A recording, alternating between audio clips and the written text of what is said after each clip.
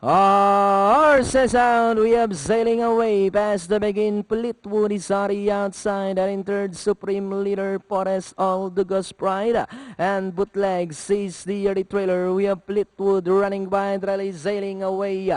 Forest All is racing in third. In between horses, Supreme leader Dugas Pride and a long way back to Bootlegs. Going along for the first turn, Fleetwood, the leader by Oralang Ganehapa, and in second sailing away, Forest All in third. 2 lengths for the back in port. Supreme leader Dugus Pride second last, and Bootlegs trails the field by about 7 to 8 lengths of the pace.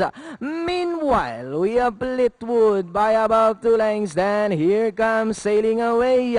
Now trying to get closer in second, so as with Supreme leader in third.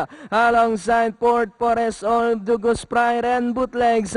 Fleetwood sailing away, moving up down or inside now with Supreme leader. We have Fleetwood, Supreme leader is already outside. This time 2 runners fighting out for the lead. Supreme leader now moves up, sailing away down or inside is Fleetwood.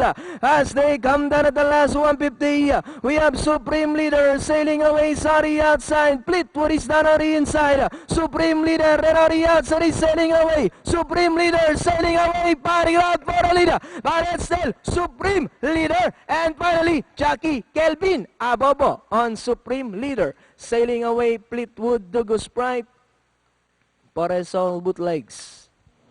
3-1-4-5. Parang marami na nag-cheer doon sa Ramere Matic sailing away, pero meron pa ulit.